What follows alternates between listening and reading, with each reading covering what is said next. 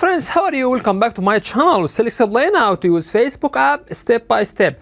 Today we'll explain how to turn off face recognition on Facebook app.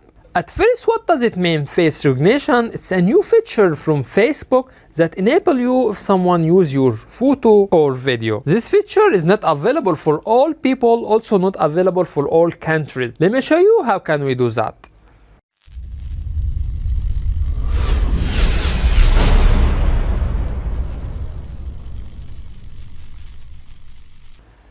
At first, tap on Facebook app icon.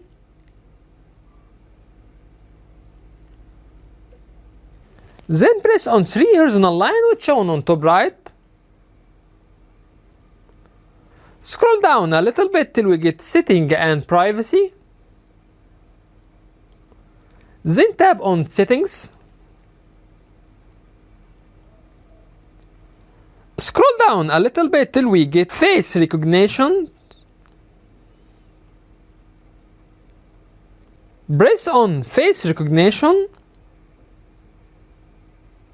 Do you want Facebook to be able to recognize you in photo and video? Now we want to turn off, so we will press on no.